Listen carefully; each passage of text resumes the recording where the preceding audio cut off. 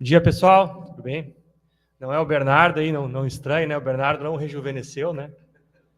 Mas sou aluno do Bernardo aqui, sou aluno da casa aqui, né?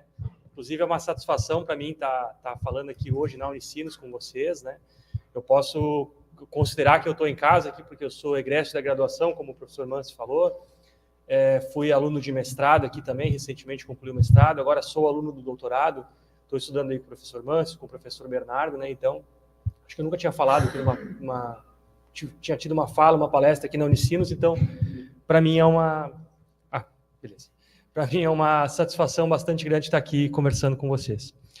Bom, ainda mais falando de um tema que é extremamente importante, né, como a inspeção predial, né? A minha fala aqui vai se ater à patologia das construções e há uma parte um tanto quanto específica e recente que a gente teve que lidar, que é a inspeção de edificações que passaram por inundações, né? Então, realmente é um prazer bastante grande e uma oportunidade bem importante da gente discutir esse assunto. Eu vou aproveitar para já me servir um copinho da água aqui.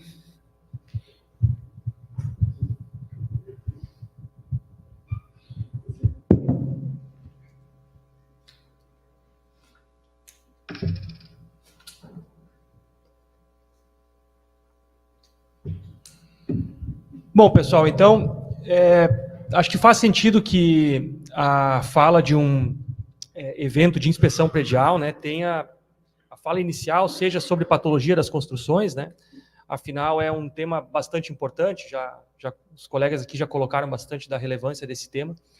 E a ideia é que a gente, como eu falei agora há pouquinho, a gente dê uma ênfase aqui para a inspeção das edificações que passaram por inundações, né? Já que esse é um tema bastante recente, bastante latente aí no nosso contexto aqui do estado inteiro, né? Aqui está o passo.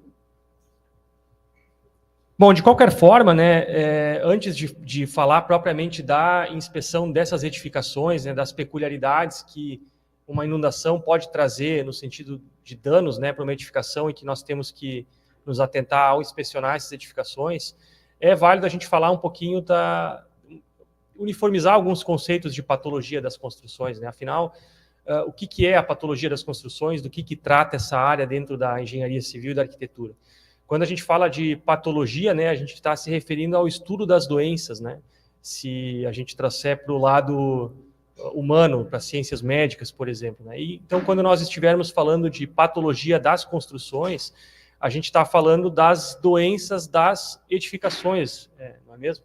Então, dentro do ciclo de vida aí de uma edificação, né, a gente tem a inspeção predial presente em vários momentos desse ciclo de vida, né? A gente pode ter a inspeção predial já desde a etapa de entrega do imóvel, para citar um exemplo, né? Quando a gente vai verificar se aquele imóvel está sendo entregue com as características necessárias para que ele possa vir a ser ocupado, como a gente também vai ter a inspeção predial presente lá durante o uso da edificação, quando a gente identifica alguma situação que vai exigir uma manutenção corretiva, né?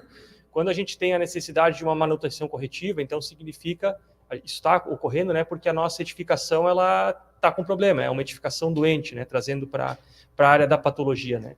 Então, por isso que a área de patologia das construções, ela vai acabar se inserindo dentro desse contexto aí de identificação, então, dos sintomas, né, dessa doença, desses problemas que estão acometendo a edificação, das formas que a gente pode estabelecer o diagnóstico para identificar quais são esses problemas, qual é que é a causa desses problemas, não é mesmo? Né? Entender as consequências que esse problema tem, qual é que é a terapia ou tratamento que a gente pode estar adotando para corrigir esse problema. Então, falando em termos de conceitos importantes, né, da área de patologia das construções, a gente pode destacar, em primeiro lugar, né, a manifestação patológica, né, como sendo a manifestação do problema que está acontecendo na edificação, fazendo essa correlação com a patologia da área médica das pessoas, vamos assim dizer. A gente pode traduzir como se fosse uma dor de cabeça, um enjoo, né, o sintoma que a gente está apresentando em função de uma determinada doença, de um determinado fenômeno, né? Então, no caso da pessoa, né, essa dor de cabeça, ela pode ter origem em uma gripe, em uma alergia, né? E numa edificação, quando a gente enxerga uma fissura, uma mancha, alguma deformação num elemento estrutural, a gente precisa entender qual é que é o fenômeno, qual é que é a doença que está causando essa manifestação patológica, esse sintoma, né? Quando a gente fala, então, da inspeção, que é uma das atividades que a gente pode vir, então, a fazer numa edificação que está passando por alguma doença, vamos assim dizer, né? A gente vai estar se referindo, então, a uma avaliação, né? Quando tem um fato normal, né? A gente pode fazer uma avaliação somente visual, ou uma inspeção que pode ser somente visual. Se a gente trouxer para a patologia humana, digamos assim, isso pode ser apenas uma conversa com o anamnese, né, junto com o médico, né, como a gente pode fazer também uma avaliação por meio de algum tipo de exame, algum tipo de ensaio, né, até coloquei nos próximos slides aqui. Então, a anamnese é essa conversa ou essa inspeção visual que a gente vai fazer para reunir informações da edificação para entender o que está acontecendo com ela. Bom, e aí a gente pode vir a ter que fazer, né, alguns exames nessa edificação para identificar, então, qual é que é o fenômeno que está acometendo ela, né? O que seria isso na área da patologia médica? Então, seriam alguns exames como medir a pressão, medir a febre, né? O que na nossa edificação pode ser uma escalerometria, um ultrassom, um ensaio não destrutivo, né? Um exame, uma avaliação que não é muito invasiva, vamos assim dizer, né? A gente pode ter outras avaliações um pouco mais invasivas, né? Ou como a gente chama na construção de ensaios semidestrutivos, né? Já consiste, por exemplo, em extrair um corpo de prova de uma estrutura de concreto armado que eu estou suspeitando que ela esteja com um problema de resistência, por exemplo, né? Que seria numa patologia médica a gente fazer um exame um pouquinho mais agressivo, uma biópsia, extração de corpo de prova, né? Um exame de sangue, né? Para fazer algumas análises, né? E a partir, então, dessas avaliações, desses exames, a gente estabelecer um diagnóstico, né? A gente entender qual é que é o fenômeno, estabelecer qual é que é o fenômeno que está causando aqueles sintomas, para, claro, antes até de estabelecer uma terapia, né? Entender quais que são as consequências que podem vir a acometer a edificação caso a gente não faça nenhuma intervenção, né? Dependendo da situação numa edificação, por exemplo, eu posso ter um problema que seja só de origem estética, que não atrapalhe o uso da edificação, talvez a intervenção para corrigir seja muito cara, enfim, né? Ou, por outro lado, eu posso ter uma profilaxia, né? Eu estou falando, aliás, já do prognóstico aqui, até me atrapalhei aqui, né? Posso ter um prognóstico que indique que eu preciso fazer uma intervenção, porque se eu não fizer uma intervenção, eu posso colocar em risco os usuários, posso perder desempenho, né? A edificação pode não vir a se prestar mais para o uso que eu estou imaginando para ela, né? E para daí, então, eu estabelecer qual é que vai ser a estratégia de terapia, se ela for necessária, né? Que faça mais sentido do ponto de vista técnico e financeiro, para eu corrigir aquele problema. Só que, claro, né, sempre pensando que a área da patologia das construções, ela também, além de tratar da correção dos problemas, ela é muito importante para a gente estabelecer a profilaxia, que nós chamamos, né? Que são as medidas que eu vou adotar, seja na etapa de projeto, na etapa de execução e mesmo na etapa de uso, de manutenção, para que eu não venha a ter justamente a ocorrência de fenômenos, né, o surgimento de fenômenos que vão me trazer depois manifestações patológicas, né. Enfim, essa contextualização aqui, eu acho que ela é pertinente, né, porque, de novo, a gente está num seminário aqui que trata de inspeção predial, então essa uniformização de conceitos, ela acaba sendo sempre relevante, né, até porque, primeiro porque é um evento, acho que aberto, né, tem um público, de certa forma, heterogêneo, a gente pode ter desde profissionais super experientes aí conversando com a gente hoje, até estudantes, né, e porque também, como o professor Mâncio falou antes, é uma área que não necessariamente acaba sendo abordada com a profundidade que deveria em muitos cursos de graduação, né. Aqui na Unicinos, em específico, eu tive a boa experiência de estudar aqui, né, e de ter a disciplina de patologia, tanto no nível de graduação, quanto na pós, de novo, eu fiz até a disciplina de novo, por se tratar de um assunto interessante, né. Bom, mais alguns conceitos que são importantes da gente entender também dentro da área de patologia das construções, né, e por consequência aí da inspeção predial, também são os conceitos de vida útil de projeto e de vida útil, ou vida útil efetiva, vamos assim dizer, né. Quando a gente fala de vida útil de projeto, a gente está falando do período pelo qual a gente estima que a edificação ou sistema construtivo vai se prestar para as atividades para as quais ela foi projetada, né? Claro que isso dentro de um contexto das condições de exposição que eu estou pensando que essa edificação vai estar sujeita ao longo da vida útil dela.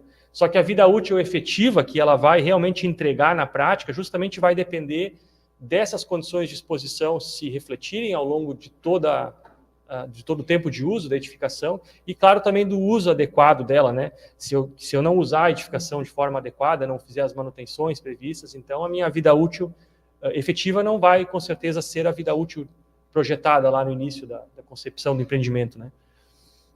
E nós também temos aí recentemente o termo do prazo, a denominação de prazo de garantia, definição, de uma forma mais contundente a partir da publicação da NBR 17170, que é a norma de garantias, né, que traz para nós vários conceitos, inclusive uma definição bem clara do prazo de garantia, né, que é o tempo pelo qual o fornecedor, no nosso caso, o construtor, incorporador e também o prestador de serviço, né, no contexto do profissional que presta serviço para a construtora incorporadora, né, é o período pelo qual ele é responsável perante o consumidor, né, para corrigir falhas de produtos que ele está fornecendo, né. Para esses conceitos ficarem mais claros, né, eu acho que um exemplo prático faz bastante sentido, a gente consegue assimilar de uma forma melhor, né. Então, por exemplo, aqui a gente tem 2 carros aí de 2 boas marcas, né, a Mercedes e a Volkswagen, mas claro que são carros aqui, nesse caso aí, eu não sei que modelo de Mercedes que é essa, né, mas é um carro com melhores características que o Gol, que é um carro popular que está aí na tela, né? Então, quando a gente fala de vida útil de projeto, eu acho que é óbvio, né, que a vida útil de projeto da Mercedes vai ser maior do que a do Gol, né? Porque, afinal, a gente está falando de um carro premium, né, que é feito com materiais mais nobres, né, mais caros, muito provavelmente também com processos mais refinados, né? Agora, não necessariamente a vida útil da Mercedes vai ser maior que a do Gol, porque se eu andar com a Mercedes todo dia na estrada de chão, não fizer a troca de óleo no período que eu tenho que fazer, enfim, né, não cuidar da Mercedes, não lavar meu carro, não fazer aquelas manutenções preventivas, né, nada impede do Gol durar mais, apesar de ele ter tido uma vida útil de projeto prevista inferior à da Mercedes, né? E o prazo de garantia, só para a gente fazer essa diferenciação da vida útil, né? O prazo de garantia, ele salvo as exigências legais, né? Os prazos de garantia exigidos pelas legislações aplicáveis, né? A gente não é obrigado a dar prazo de garantia de nada, vamos assim dizer, tirando esses prazos legais. Então, o prazo de garantia ele pode ser maior para a Mercedes pode dar um prazo de garantia maior que a Volkswagen para o carro dela, pode ser igual, ou se a Volkswagen entender que, não, eu garanto meu Gol, meu carro popular, ela pode dar um prazo de garantia maior que o da Mercedes, né? Enfim, esses conceitos são importantes para o nosso dia a dia aí de inspeções, né? Por isso, como fala de abertura aqui do evento, eu achei pertinente de colocar eles, né? Ainda que o tema específico da minha fala aqui seja a inspeção de edificações que passaram por inundações, que é o que eu quero entrar com mais profundidade agora, né? Por que a gente achou interessante falar desse tema? Porque quando a gente fala de inspeção de edificações ou de estruturas, né, a gente está muito acostumado, enquanto profissionais, a tratar de inspeções dos sistemas construtivos, né, que passaram que são acometidos, melhor dizendo, por mecanismos de deterioração que nós estamos bem acostumados, né? Por exemplo, em se tratando de estruturas de concreto, a gente tem até na própria NBR 6118, né, lá um indicativo, né, de quais são os mecanismos de deterioração que eu espero que vão acometer ou que vão atacar a minha estrutura, né? Eu posso ter mecanismos de deterioração relacionados à armadura e relacionados ao concreto, né? Agora, quando a gente fala de uma enchente, né, de uma inundação, a gente está falando de um evento, primeiro, que ocorreu agora recentemente numa escala sem precedentes e que, apesar de ocorrer até com uma certa frequência, quando ocorre também nunca havia ocorrido numa escala tão grande no sentido de acometer as nossas edificações, né?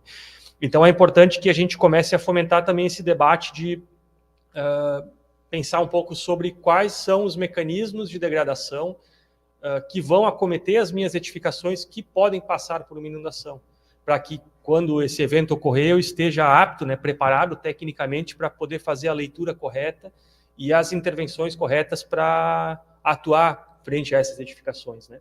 Então, enfim, todos sabem aí pelo evento que nós passamos recentemente, né? A gente teve uma enchente aí no início de maio, uma inundação no início de maio sem precedentes, né? Em função de um volume de chuvas muito grande, né? Que em algumas regiões chegou a ultrapassar 700 milímetros em alguns dias, né? E as regiões, as bacias hidrográficas do nosso estado, elas acabam sofrendo com elas acabaram sofrendo com esse evento de maneiras distintas, né? Aqui já entra uma leitura que é importante para o profissional de arquitetura e engenharia, no sentido dele fazer essa correlação do que ele pode esperar numa edificação que vai passar por uma situação como essa de inundação, em relação à região que ela está localizada, né? Então, a gente tem aí 3 bacias hidrográficas aqui no Rio Grande do Sul, né? E, por exemplo, no caso da bacia da região do Guaíba, né? A gente tem aí os rios Taquari, Caí, Taquariantas, né? O Caí e o Gravataí, que vêm lá desde a serra e vão acabar desaguando aqui na região metropolitana, que é uma região mais plana, né? Quando eu estiver pensando lá nas regiões mais altas, lá na serra, onde nascem esses rios, né, eu vou ter a água com uma força de escoamento muito rápida, muito grande, né, e isso vai acometer as minhas edificações que estiverem no caminho, né, com forças hidrodinâmicas, que nós chamamos.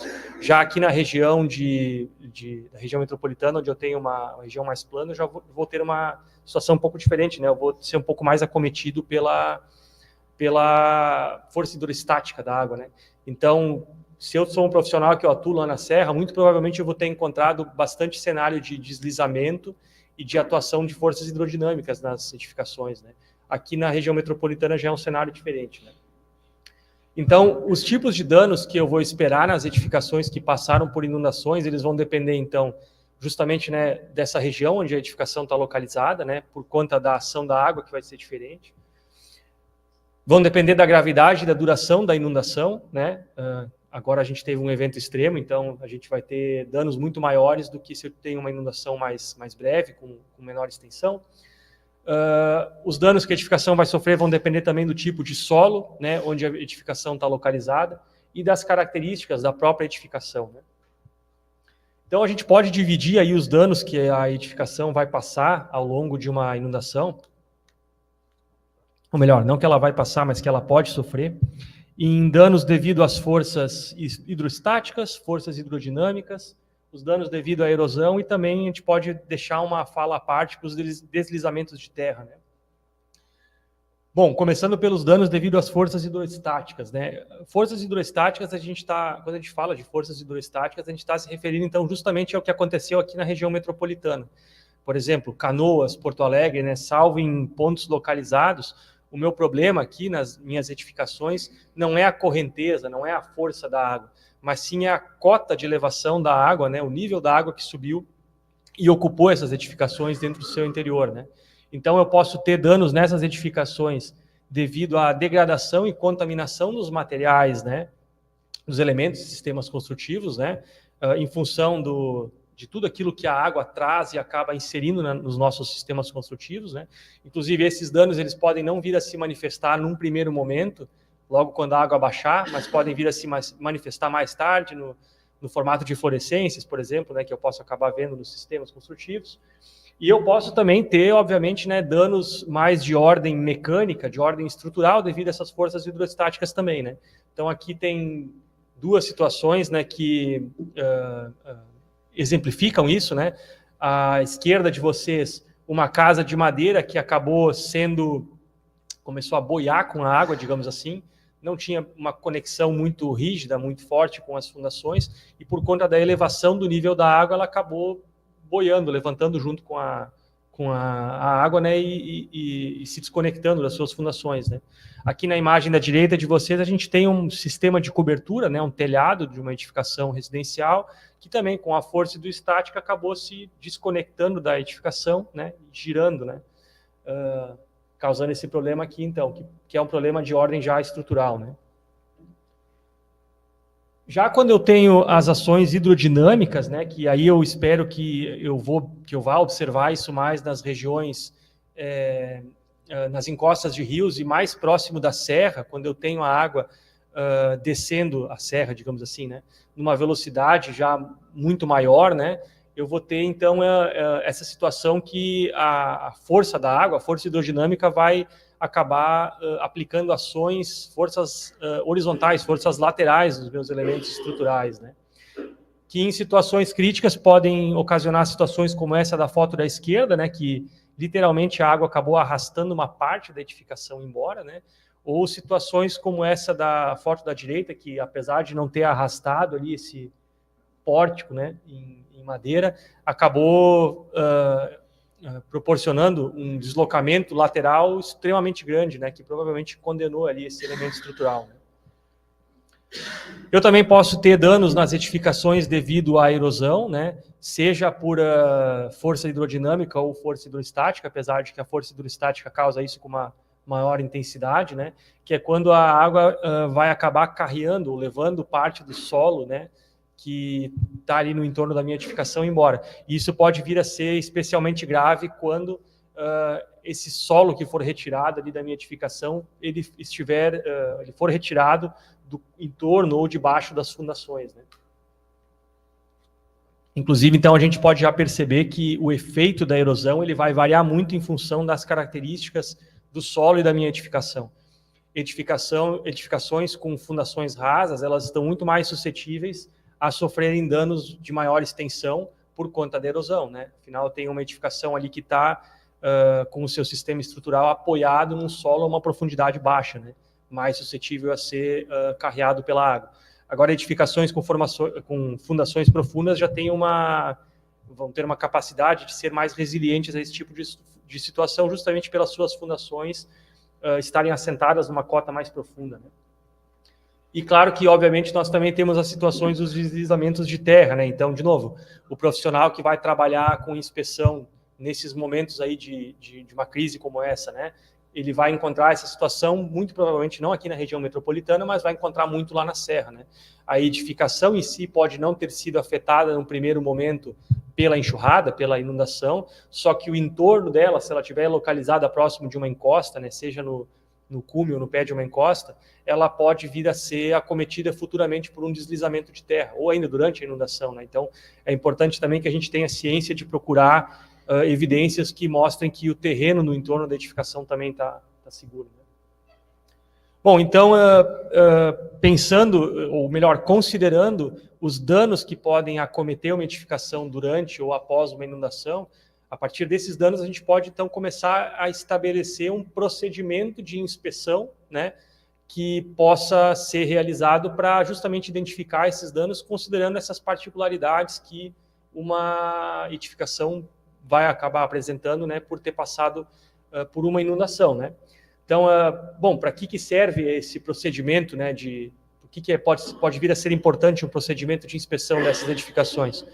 Primeiro, né, para fazer uma avaliação de segurança imediata, né? Então, nós estamos numa edificação lá durante a enxurrada, ainda está chovendo, né? Quantos de nós não passaram por isso, né? Foram inspecionar uma encosta ou uma edificação durante a inundação. A gente vai ter que fazer essa inspeção para verificar se naquele momento existem condições daquela edificação continuar sendo habitada ou se eu preciso tirar aquelas pessoas daquela edificação para preservar a segurança delas, né? Eu posso também precisar depois, pode ser depois da inundação, né, avaliar a segurança e o desempenho dessa edificação ao longo do restante da vida útil dela, né? Bom, passada a inundação, vamos então verificar o sistema estrutural, os outros sistemas construtivos, se os danos que eles sofreram permitem que essa edificação seja ocupada em segurança ou se eles exigem algum tipo de intervenção para que ela possa voltar a exercer o desempenho de forma plena, né? Garantindo o atendimento às necessidades de quem está usando aquela edificação, né? Essa inspeção, ela também pode me ajudar, vai ser fundamental para eu planejar os reparos e eventuais reforços que uma edificação pode vir a precisar em função desses danos que ela sofreu pela inundação, e inclusive até por questões de seguros, né? Eu posso vir a precisar gerar documentação que vai subsidiar esses processos mais burocráticos, né? Que existem no sentido de resguardar também o patrimônio, né? Então, a inspeção nesse tipo de situação pela qual nós passamos, ela tem esses 4 tópicos assim que a gente pode destacar como caráter de importância, né? Bom, então, como que a gente pode pode aqui resumidamente falar um pouco do que seria um procedimento recomendado, né, de inspeção de uma edificação, então, que passou por uma inundação para atingir aqueles objetivos. Então, o primeiro passo é a gente garantir a segurança, né, dos profissionais que estão envolvidos com essa inspeção, né? Então, é muito importante que a gente faça uma avaliação preliminar de riscos, né? Então, de novo, trazendo para aqueles conceitos que a gente falou no início aqui da minha fala, né? A gente começar por uma anamnese, né? Eu vou inspecionar uma edificação numa determinada região, num determinado local. Eu conversar com as pessoas se alguém já foi retirado daquele local, conversar com as pessoas que estavam lá, com pessoas da volta, né? Entender como é que a inundação aconteceu naquele local, né? Quais foram a extensão dos danos, né? Como é que é a edificação que eu vou inspecionar, qual é o tipo de sistema construtivo que eu tenho lá, é uma edificação em concreto armado, é uma edificação em alvenaria estrutural, uma edificação de madeira, tipo de fundação, se eu puder, enfim, todos os relatos que estiverem ao meu alcance, né? Inclusive, é importante até, depois eu vou falar um pouquinho mais de detalhes, né? Se a edificação, por exemplo, tem sistema fotovoltaico, né? Eu posso vir a precisar de apoio técnico especializado. Eu posso vir porque eu sou engenheiro civil, eu posso vir, então, a precisar do acompanhamento de um engenheiro eletricista para que essa inspeção ela ocorra de forma segura, né? Então, aqui, de novo, né, quais são as informações, eu acabei já citando algumas, né, que eu vou acabar, que vão ser importantes que eu faça um levantamento, né? Eu posso descobrir quais são os sistemas construtivos que compõem a edificação, qual é o tipo de fundação, se é uma edificação mais nova, mais velha, características do solo, né? Enfim, inclusive eu posso fazer hoje muitas, claro, a gente sempre sabe que numa situação como a gente passou agora, a gente teve que fazer muitas inspeções numa velocidade muito grande, com poucos recursos, né? Mas sempre que possível eu posso também me usar das ferramentas que eu tenho para me auxiliar nesse levantamento de riscos, né? Eu posso tentar olhar para essa área que eu estou inspecionando, que eu vou inspecionar, à distância, com binóculos, eu posso usar um drone, enfim, para fazer esse levantamento de riscos e garantir que os profissionais que vão lá fazer essa inspeção possam fazer isso de forma segura, né? Bom, no momento que eu consegui entender que existe a possibilidade de fazer uma aproximação segura da edificação, eu posso começar, então, com uma avaliação visual pelo exterior da edificação, né? E se eu estiver localizado numa região próximo de uma encosta, até é prudente que eu comece isso pela avaliação da encosta em si, antes de olhar para a edificação, para entender se não existe um risco de um deslizamento de terra no entorno, né, que pode afetar a edificação e as pessoas que estão ali, né. Nessa avaliação visual, né, é importante também eu já começar a identificar se eu tenho algum risco de queda de algum elemento da fachada, algum elemento do telhado, né, aquilo que pode colocar em risco, né, tanto as pessoas que estão fazendo a inspeção, quanto quem vai depois ocupar aquele espaço eventualmente, né. E óbvio, né, que eu vou tentar procurar alguns sinais já na parte externa da edificação, se aquela edificação tem algum risco mais iminente, né, por exemplo, de um colapso, para que eu não entre em edificações inseguras, né. O profissional ele tem que já, nessa avaliação preliminar, conseguir entender se aquele procedimento que ele vai fazer pode ser executado de maneira segura. Bom, uma vez que eu me certifiquei que eu posso entrar na edificação, eu posso, e já fiz essa inspeção externa, então eu vou não iniciar, mas continuar com a inspeção da estrutura, eu já vou ter começado com ela externamente, né? Então, antes de avaliar outros sistemas construtivos, as vedações, sistema hidrossanitário, enfim, eu vou começar pela estrutura, né? Então, eu tenho que identificar, lá na minha anamnese, ou quando eu chegar na edificação, se eu não pude levantar essa informação antes, qual é que é o sistema construtivo que compõe a minha edificação. Eu estou falando de uma estrutura de concreto armado, estou falando de uma estrutura de madeira, estou falando de uma edificação em alvenaria estrutural, né? Aqui usando um exemplo como, vou citar como exemplo uma estrutura de concreto armado, né? Então, eu vou começar a inspecionar a minha estrutura de baixo para cima. Vou tentar começar a ver se as fundações sofreram alguma avaria. Depois de olhar as fundações, eu vou começar a olhar os pilares, os elementos verticais, começar a olhar as vigas e depois olhar as lajes, né? Bom, o que eu tenho que procurar aqui nessa condição de avaliação da estrutura, né? Eu tenho que procurar, inclusive, por sinais, muitas vezes, em outros elementos construtivos não estruturais. Por exemplo, eu quero avaliar se a minha fundação sofreu algum tipo de dano, como, por exemplo, um recalque diferencial em função da erosão do solo, né? Bom, mas a minha fundação não está à vista, como é que eu vou avaliar a fundação, né? Se eu não vou escavar a fundação ali para fazer uma avaliação, nem tenho tempo para isso, né? Eu vou começar a olhar, por exemplo, sinais nas alvenarias, né? Que podem me indicar um recalque diferencial. Então, já é um sinal de que a minha fundação pode estar sofrendo por um processo passando por um processo de recalque, né? Nos pilares, né, ou nas vigas, eu também posso procurar movimentações, ou melhor, deslocamentos, né, verticais ou horizontais, e também fissuras que podem vir a me sinalizar, né, que seja a fundação ou os outros elementos estruturais passaram por algum tipo de problema, né? Seja, como eu disse, né, eu dei o exemplo de um recalque diferencial, mas pode ser porque se eu tiver um pilar com um deslocamento vertical para um lado, com fissuras em uma face, pode ser que essa edificação então tenha passado por uma correnteza muito forte, né, tenha sofrido com as forças hidrodinâmicas. E aí, para eu entender se essa estrutura está oferecendo algum risco ou não, aí eu posso começar a recorrer para a literatura, para as normas técnicas pertinentes, né? Eu estou usando aqui o exemplo do concreto armado, para entender se o deslocamento, né? Eu dei o exemplo de um pilar que sofreu um deslocamento. Se esse deslocamento está indicando que existe algum risco de colapso ou não, como é que eu faço essa avaliação, né? Eu vou comparar com os limites de deslocamento que, no caso da estrutura de concreto armado, estão previstos lá na NBR 6118. Né? Se as aberturas de fissuras, elas também já estão acima dos limites previstos lá na NBR 6118.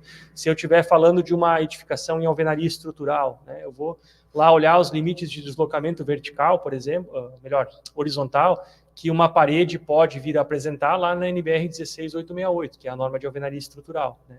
Uma vez que eu começar a identificar que esses deslocamentos estão sendo ultrapassados, né, eu posso começar a considerar a hipótese de que essa edificação apresenta não apenas um problema de um problema de ordem estética, mas um problema que pode sinalizar uma possibilidade de colapso, ou se não a possibilidade de colapso, algum risco, né, mais futuro, o que nos sinaliza uma necessidade de intervenção. Bom, e depois de eu terminar essa inspeção na estrutura e aí entender se essa edificação ela está segura ou não em termos estruturais, né, pensando mais num colapso total da edificação, eu posso começar a inspecionar os elementos não estruturais. Só que, ainda que eu esteja falando de elementos não estruturais, aqui eu tenho que pensar também bastante na segurança dos usuários, porque esses elementos não estruturais podem também sofrer um colapso, né? E um colapso parcial da edificação, só de um elemento construtivo, pode vir a gerar um risco muito grande, né? Se eu tiver um destacamento, né, uma queda de um elemento do telhado ou da fachada. Não é um colapso da edificação, da estrutura, mas isso pode cair sobre uma pessoa e gerar um problema muito sério, né? Uma parede, por exemplo, né, ainda que se eu estiver lá numa edificação térrea, ainda que a minha estrutura esteja sem indícios de deslocamentos horizontais, sem abertura de fissuras acima do limite, uma ação hidrodinâmica, né, a correnteza, pode vir a colocar uma parede em risco de colapso, de tombamento, né? Isso pode oferecer riscos para as pessoas, né? Então, eu tenho que inspecionar depois da estrutura também todos esses elementos não estruturais. E, inclusive, aqui eu estou usando muitos exemplos de riscos imediatos, né? Mas eu tenho que pensar também nos riscos a longo prazo. Por exemplo, edificações de 2 pavimentos aqui, que a gente teve tantas edificações que ficaram numa cota muito grande de abaixo da água, né? Se eu tiver num segundo pavimento, por exemplo, alguma sacada, né, alguma área que eu tenha a proteção periférica de guarda-corpo, eu tenho que inspecionar se esse guarda-corpo não foi acometido por alguma ação hidrodinâmica ou mesmo hidroestática, por exemplo, algum detrito que foi projetado pela força da água contra esse guarda-corpo que não comprometeu a estabilidade desse guarda-corpo, porque eu posso estar olhando para uma edificação que está totalmente íntegra, passou somente por forças hidroestáticas, né? Só que lá o meu guarda-corpo, lá na sacada do segundo pavimento, está solto. E uma pessoa pode, depois que voltar a ocupar a edificação, se apoiar nesse guarda-corpo e sofrer um acidente, né? Em decorrência de algo que aconteceu na enchente. Então tem que fazer essa inspeção geral aí de todos os elementos também que não são estruturais, também pensando na segurança. E aí, pessoal, entra esse capítulo à parte, que é as instalações elétricas, né? Na realidade, quando a gente vai iniciar a inspeção, a gente se certificar que a edificação tá que a energia naquele local, naquele bairro, por exemplo, está desligada, né? Que o disjuntor geral da edificação está desligado, na realidade isso faz parte da avaliação preliminar de riscos, né? É uma das primeiras coisas que eu tenho que olhar. Mas aqui eu deixei uma fala à parte porque tem uma série de cuidados que eu tenho que tomar, mesmo que eu já tenha me certificado que a energia está desligada, né? Então, claro, tem alguns procedimentos óbvios, mas que são importantes de serem falados, né? Eu não posso entrar na edificação e tentar ligar a energia, se a energia estiver ligada naquele bairro lá, né? Eu posso estar ali com os meus condutores, mesmo os meus disjuntores, né? Ainda com umidade, né? Se a certificação tiver ficado embaixo da água, né? E aí aqui cabe um capítulo à parte, né? Como eu falei, para as instalações fotovoltaicas, né? Porque os sistemas fotovoltaicos, ainda que a energia a energia pública esteja desligada, ainda que o usuário tenha desligado o disjuntor geral lá na edificação antes de ter saído daquele local, se o local foi evacuado, o trecho da instalação entre os painéis solares e o inversor, o string box, ele ainda pode estar energizado, né? Porque se tiver iluminação, né, se tiver sol, as minhas placas vão continuar absorvendo energia. Então, para que eu possa fazer uma aproximação segura, é importante que se eu puder ter acesso de forma segura, consiga acessar esse inversor e desligar ele. Porque senão eu posso estar com uma instalação, ainda que com o disjuntor geral desligado, energizada, né? Então, de novo, por isso que, dependendo da situação que eu identificar lá na avaliação preliminar de riscos, né, é uma edificação que tem instalação fotovoltaica, eu posso vir a precisar de um apoio especializado. Então, se for fazer uma inspeção numa edificação nessa condição, eu com certeza vou querer levar um engenheiro eletricista comigo, porque eu tenho conhecimento limitado em relação à instalação fotovoltaica. E pensando nesse contexto todo aí, pessoal, né, de que a gente não tem, até por não ter passado por uma situação sem precedentes como essa, né, a gente tem pouca, não é que não tem pouca literatura técnica na área à disposição, no sentido de conhecer os danos pelos quais a edificação pode passar, né? Estabelecer um procedimento de inspeção para essas edificações que passaram por inundações.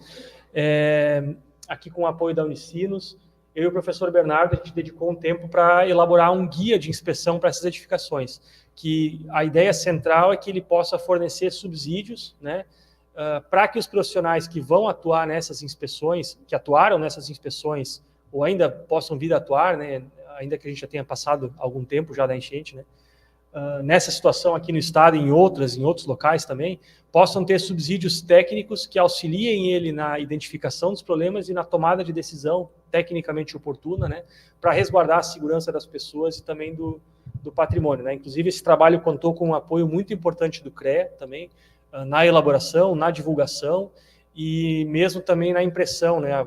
Se não todos, a maioria de vocês devem estar com uma via impressa aí que foi dada lá na entrada, né? Que foi o CREA que fez um esforço bastante grande para que pudesse ser, além de divulgada a versão digital, também feita uma tiragem impressa, né? Então, esse guia, ele tem toda no início, né? Ele tem toda uma contextualização técnica, né? Tudo isso que eu falei aqui. Quais são os danos que eu espero que uma edificação que venha, porventura, passar por uma enchente possa vir a apresentar, né? Como que eu posso olhar para esses danos e para as normas técnicas pertinentes para estabelecer uma correlação daquilo que eu observar e conseguir identificar se há um risco associado àquela manifestação patológica que eu estou observando, né? E óbvio que também daí tem foi pertinente a gente considerar uma recomendação, uma sugestão de um procedimento para que a inspeção possa ser feita de forma passo a passo e todos esses riscos possam ser levantados, né? Então, eu falei aqui de forma bem resumida, aí no material tem um passo a passo bem detalhado com essa recomendação ou sugestão de procedimento, inclusive até com uma sugestão de uma ficha técnica ser preenchida, uma espécie de formulário, né, que pode vir a ser um registro, então, e uniformizar todas essas informações, né? Inclusive, como resultado dessa inspeção, a gente também sugeriu placas de sinalização, né, para indicar se a edificação está segura, se ela é de acesso restrito, né? Eu posso, daqui a pouco, restringir o acesso à edificação apenas à equipe de salvamento, ou posso restringir o acesso a apenas uma parte de uma edificação, né?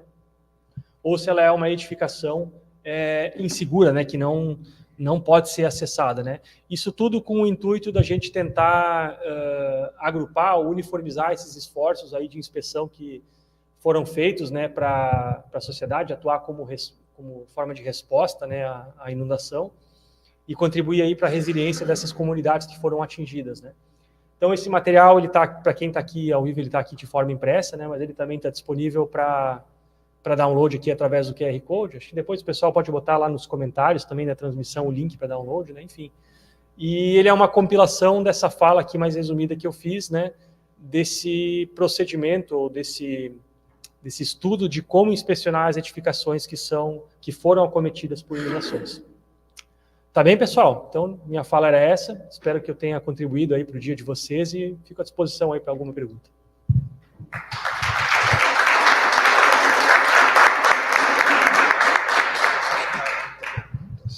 Não sei se quiserem abrir para perguntas.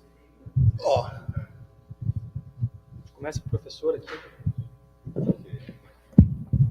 Não, só faria um rápido complemento à fala do Felipe, que até aproveitar para elogiar o Felipe, que durante a enchente, ali no olho do furacão, se mobilizou muito rapidamente para montar esse guia, né, que foi bastante útil em vários contextos, e aqui no Unicinos, já no ano passado, né, nós tínhamos feito um trabalho em Mussum, principalmente, Arroio do Meio, auxiliando, né, aquelas comunidades que foram duramente atingidas, né, e agora em maio, novamente, uma escala muito maior, né, só em São Leopoldo, de maneira emergencial, seguindo essa metodologia, né, com colegas, com alunos da pós-graduação, principalmente, né, profissionais, fizeram a inspeção em pouco mais de 400 edificações que tinham sido atingidas pela enchente, e foi posteriormente montado um convênio com a prefeitura para fazer a inspeção de mais 1.500 edificações, e é pouco ainda, né, porque tem muito trabalho que foi feito inicialmente de maneira emergencial, mas que vai longe ainda, né? E aquilo que eu falava no início, a importância, justamente, do conhecimento aplicado, né? E isso vai para o cerne do que é engenharia, né? Engenharia, independente da área, né? Nada mais é do que a aplicação de conhecimento, né? A aplicação de fundamentos científicos para a solução de problemas práticos da sociedade, né? É isso que a gente faz, né? Nas nossas mais distintas áreas aí, e só pegando o gancho, então, da fala do Felipe, trazendo o que eu voltava antes, a importância, né, não só da aquisição do conhecimento, mas da aplicação do conhecimento em prol da sociedade, né? E, como eu falei, o Felipe é um bom exemplo disso, é o que a gente busca muito aqui na Unicinos, né, nessa formação pós-graduação. Não uma formação teórica, não alguém que tem dedicação exclusiva na parte do estudo, porque o conhecimento não adianta de nada se ele não for aplicado. Não, o Felipe, ele é um professor, eu falei, fez mestrado, faz doutorado, mas ele é um profissional que atua no mercado, né? Há mais de 10 anos como responsável técnico lá da Construror, e durante o estudo dele, segue atuando profissionalmente também, né? E agora também como uma referência aí, na área de inspeção, inundações, por uma questão de urgência, né, de necessidade, né, como vários de nós aí que seguem trabalhando, né, nas consequências aí dessa tragédia. Então, obrigado, Felipe, mais uma vez, e parabéns aí pelo trabalho. Obrigado pela fala aí, professor. Bom, nós temos outras perguntas, né? Eu só vou pedir se puder vir aqui na frente, porque aí nós conseguimos captar o som para o pessoal que está nos vendo online. Opa, primeiro te parabenizar aí pela palestra, e gostaria de só complementar ali sobre a parte elétrica, né? Eu sou engenheiro eletricista, e o que tu falou ali sobre a fotovoltaica é bem importante. Só que, além disso, tem um outro problema. Aí vai ser tema da minha palestra de amanhã de manhã, então já abro o gancho aqui para convidar o pessoal que puder assistir. Tu comentou de desligar o disjuntor e tudo mais, né, a geral, e a gente mandou 10 disjuntores lá para a Soprano, que é fabricante de disjuntores aqui do Rio Grande do Sul, e eles fizeram ensaios em laboratório para mostrar a situação que ficou esses disjuntores que ficaram 10, 15 dias inundados aqui em São Leopoldo mesmo. E um deles, né, todos reprovaram nos testes, né, por algum motivo que eu vou mostrar amanhã em detalhes. Mas um deles não desarmava, ele ficou com os contatos colados. Então, o que tu falou sobre preferencialmente a inspeção da parte elétrica ser feita por um engenheiro eletricista, é bem importante por diversos motivos, né? Então, só queria comentar sobre essa questão dos disjuntores, né? Que tem que ser bastante cuidado, e até porque o equipamento ele é IP20, né? Então é 0 para água. Disjuntor, IDR, DPS, tomada de uso comum aí, né? Residencial. Então, o pessoal está religando muita coisa aí sem... Claro que tem questões financeiras, um monte de problema envolvido, né? Mas tem gente que tem condições de substituir tudo e, como sempre, a parte elétrica já era negligenciada, né? Não vai ser agora, depois de uma enchente, que tem um monte de questão envolvida, que o pessoal vai se preocupar com a elétrica. A elétrica é sempre a última, né? A rachadura, a infiltração, o mofo, a fachada, a grama, a pintura, o lustre, todo mundo se preocupa. O piso.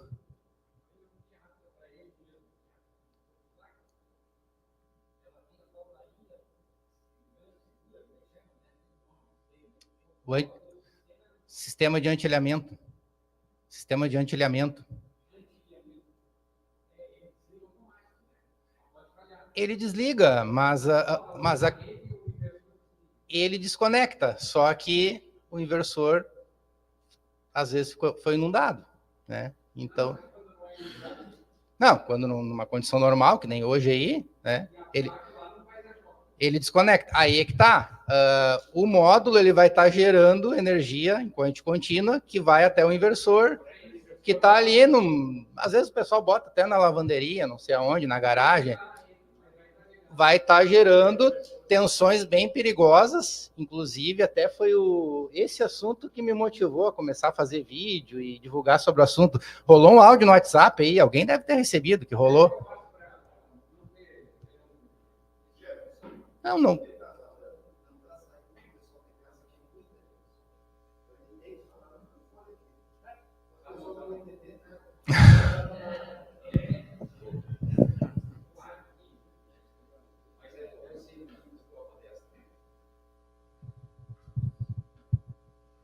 Bom dia, eu sou engenheiro civil e eu tenho placas solares lá em casa, né? Então eu tenho um inversor. E que me disseram, como é que chama? Ilhamento? Antilhamento, ou seja, quando eu produzo energia e o excesso entra na rede, todo mundo sabe. Mas aí a minha mulher e meus filhos também já reclamaram, mas isso não adianta nada, porque quando falta luz na rede, e eu moro num rabicho final, lá na Vila Nova, né? A minha placa não produz mais energia. Diz, puxa vida, aí não adianta nada. Mas esse é o sistema de segurança, né? Ele não fica injetando, ele só injeta energia quando há energia na rede. Né? Agora ele está me dizendo que eu posso levar choque na placa, mesmo o inversor, mesmo que a ilha desligou.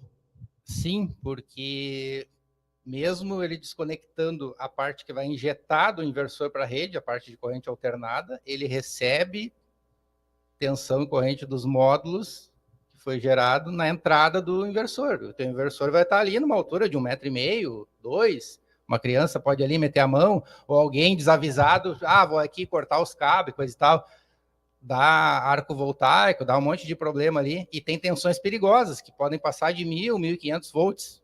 Esse é o problema. Tá, mas a minha pergunta é isso, eu vou lá fazer uma manutenção no telhado, entendeste? Mas eu desliguei o inversor, eu posso levar choque ali. Como é que eu faço para não levar choque? Aí é que tá, dependendo do tipo de manutenção que for feito, tem que chamar um especialista da área para ir lá desconectar o sistema adequadamente. Obrigado.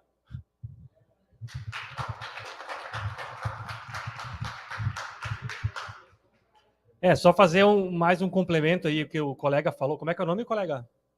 O Jefferson falou, é muito importante, né? Porque a gente, aqui na minha fala, eu abordei muito sobre os riscos imediatos, né?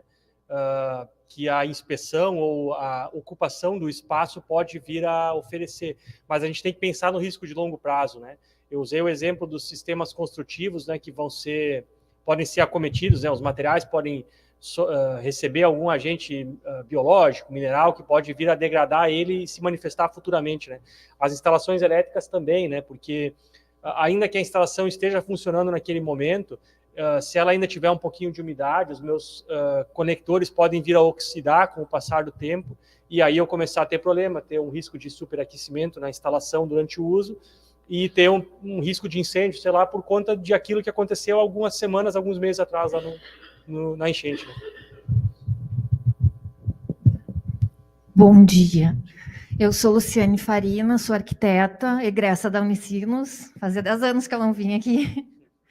Adoro esse lugar. Bom, enfim, eu participei da ação do CREA Reconstruir como voluntária, a gente foi amariante, e uma coisa assim que é uma dúvida mesmo, né? Eu estou iniciando nessa área de inspeção, então a gente estava numa região plana ali em Mariante, então não foi uma questão de erosão em si, foi uma questão de solo encharcado. E o solo encharcado, eu acredito que demande algum problema também nas estruturas, na fundação. Então, eu queria que tu falasse um pouco sobre isso, sobre essa questão, porque a gente sinalizou nos laudos, eu fiz os meus laudos, a minha parceira era uma engenheira civil, né? E a gente sinalizou bastante isso, desse cuidado com as fundações em função do encharcamento da terra.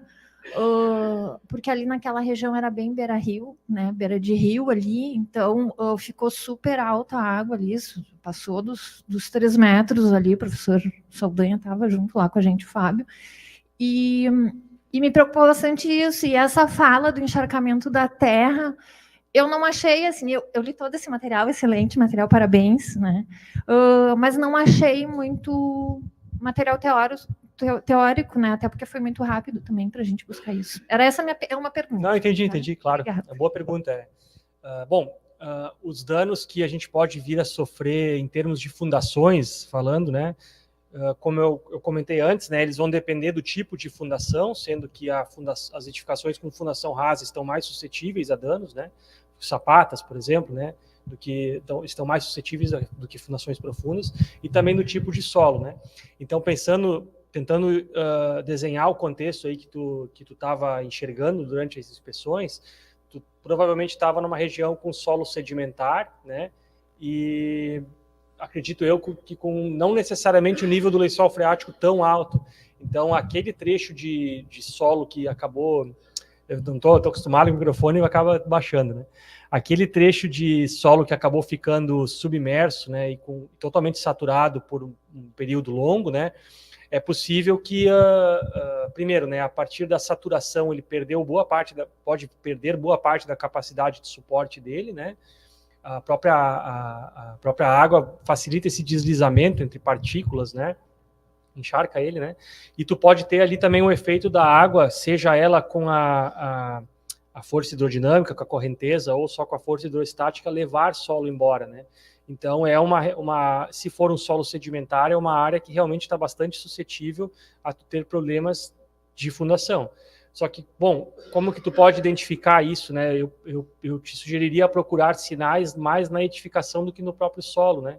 Então, por exemplo, vamos supor que são estruturas de concreto armado, né? Pilares, vigas e lajes em concreto armado e alvenaria de vedação, bloco cerâmico, bloco de concreto, o sistema que mais é usado, né? Então, eu vou procurar nos elementos não estruturais, por exemplo, nas paredes, né, sinais de que houve recalque de fundação. Como que eu vejo isso, né? Eu tenho que procurar fissuras a 45 graus, bem típicas de recalque, né, que me indicam que algum ponto de edificação teve um afundamento, um recalque, né? Ou vou procurar nos elementos estruturais, vou procurar isso nos pilares, nas vigas, né? Com aquelas configurações típicas de fissuras que até tem no guia ali, mas claro, esse guia é um guia muito resumido, né? A gente tem que muitas vezes buscar, por exemplo, um livro muito bom é o livro do professor Ércio Thomas sobre fissuras em edificações, né? Que vai te dar muitos subsídios para isso, né? Então, para respaldar, para elaborar esses laudos, eu tentaria olhar muito para os sistemas construtivos que me apresentem que houve algum problema no solo, porque se visualmente eu não enxergar que a água removeu o solo, eu não consigo dizer se o solo teve um problema ou não, né, se ele perdeu capacidade de suporte ou não. E tentar, então, se eu identificar esses sinais, tentar fazer a leitura correta deles, que eles indicam um recalque ou algum outro problema de fundação. Né? Obrigado, engenheiro Felipe. Brasil terá déficit de 530 mil profissionais de tecnologia até 2025, mostra estudo do Google. Déficit de engenheiros no Brasil chega a mais de 75 mil profissionais. Um levantamento do Google for Startups sobre a escassez no mercado de TI aponta que a ausência de tecnologia, entre outros fatores, tem impactado o setor.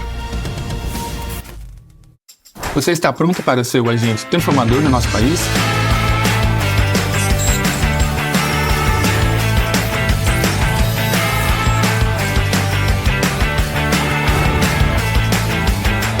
Nosso futuro é feito de pessoas se comunicando e capacitando umas às outras para fazer mudanças reais em nosso país. Mas para essas mudanças acontecerem, nós precisamos agir. Afinal, para a inovação e sustentabilidade andarem juntos, é preciso tecnologia. E para o Brasil se desenvolver, é preciso engenharia, agronomia e geociências.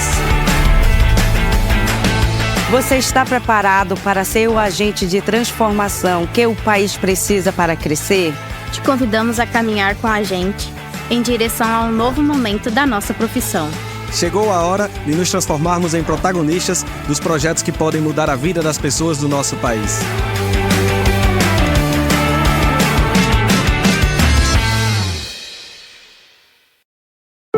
O Conselho Regional de Engenharia e Agronomia do Rio Grande do Sul faz muito, porque faz junto.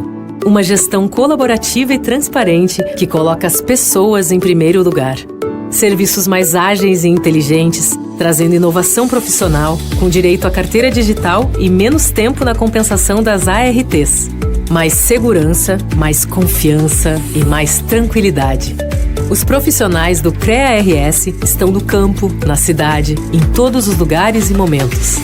Com fiscalização preventiva, orientativa e educativa, sempre em defesa da sociedade e do exercício legal das profissões. Com uma visão empática, de equidade, de diversidade e de sustentabilidade, o CREA-RS está trabalhando para o planeta, para as pessoas e para a sociedade. E seja por onde for, está construindo o futuro e um mundo melhor. Conselho Regional de Engenharia e Agronomia do Rio Grande do Sul. A gente faz muito, porque faz junto. Você já ouviu falar sobre a Mútua? Para entender sobre ela, é importante conhecer um pouco do sistema Confea, CREA e Mútua. Então, vem com a gente! O Confea, o Conselho Federal de Engenharia e Agronomia, é instância superior da fiscalização do exercício das profissões inseridas no sistema Confea, CREA e Mútua. Os CREAs, Conselhos Regionais de Engenharia e Agronomia, são responsáveis por essa fiscalização.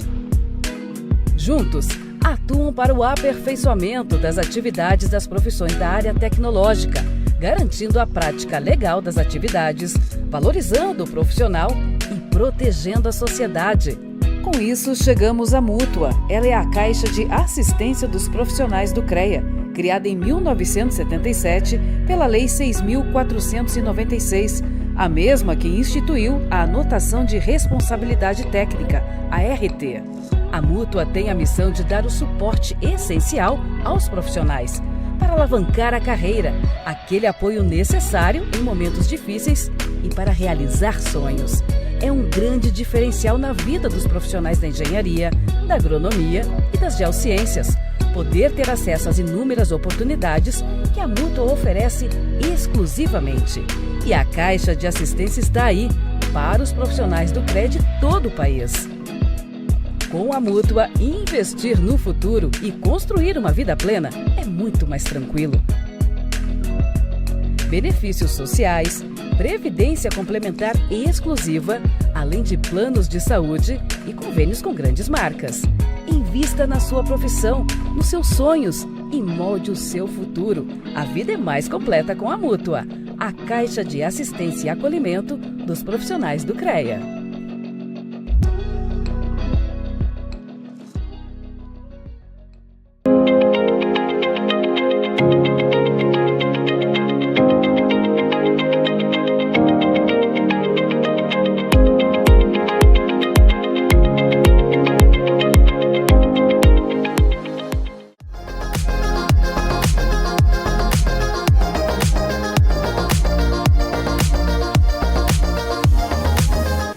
Engenheiros, arquitetos, planejando o futuro, concretizando sonhos.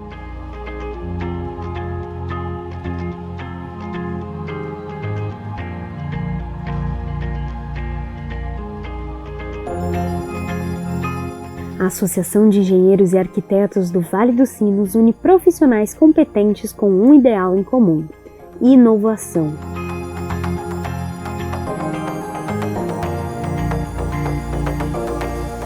Um espaço focado na construção de novos projetos e na qualificação dos envolvidos, promovendo o associativismo, a cidadania, a ética e a sustentabilidade.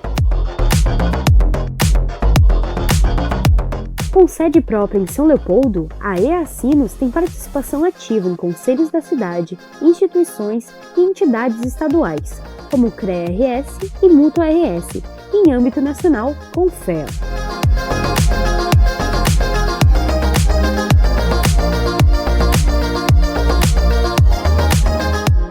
Cursos, viagens, palestras, eventos, confraternizações. Tudo em prol de construirmos juntos o nosso futuro.